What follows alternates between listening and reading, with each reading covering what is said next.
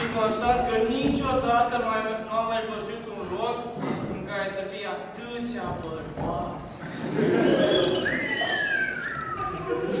Tu l-ai, Doamne, cred că sigur se întâmplă ceva. Oare o fi chiar așa de bine? Eu am mai văzut atâția bărbați, dar în armată. Și aici, poate o colonie militară. Oare cine o fi capitan? Cu siguranță dumneavoastră. Eu consider că dacă tot am venit aici, ar trebui să ne prezentăm. Voi știți cine suntem noi? Cum? Nu știți? Azi vă zicem lor. Noi suntem o ceată de pitiși micuți, drăgărași și scupi. Poate ați auzit pe când erați la grădiniță de povestea Alba ca zăpada și cei 7 pitici. Da? Suntem mai mulți.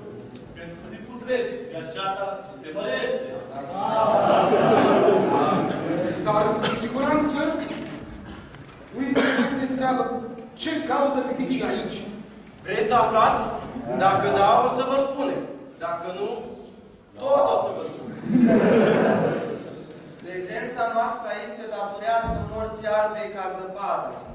Probabil ați auzit la ore povestea Albei ca zăpada, care a murit din cauza mărului otrăvit, dar a fost înviată prin venirea prințului, care a readus-o la viață.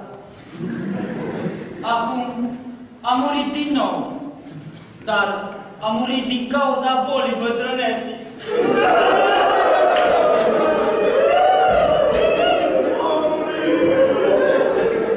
Noi am auzit de la unii confrați de ei voștri că voi îl cunoașteți pe un mare prinț care a venit pe lume acum 2000 de ani și încă mai trăiește.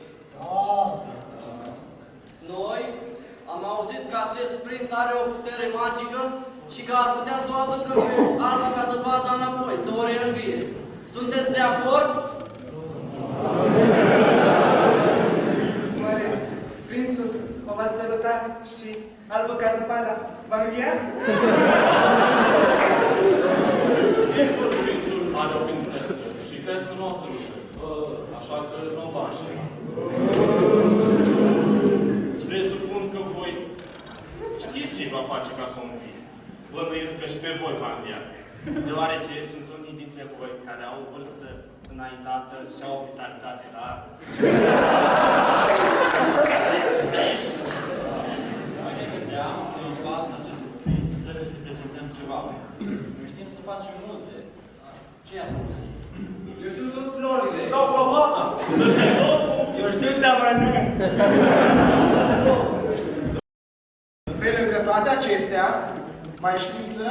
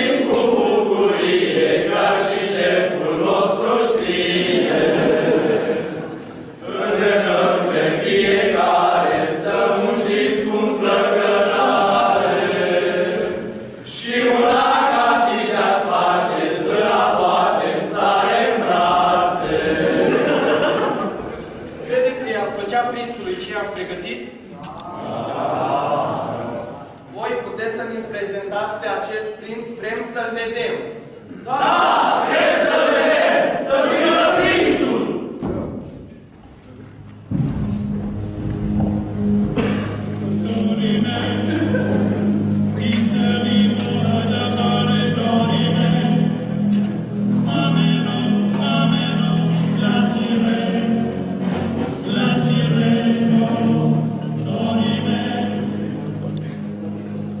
Hey,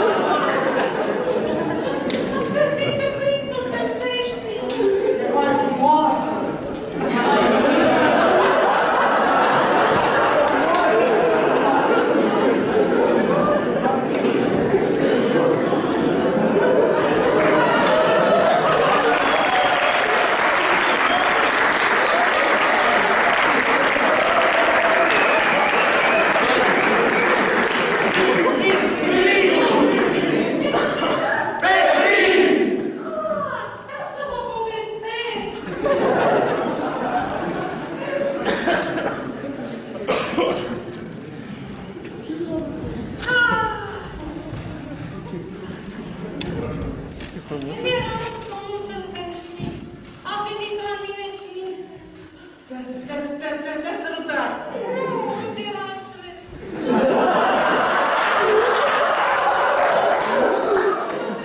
Iubirea sa și ne lăsat o imagine a fiului său. Era așa de plăcut și dulce.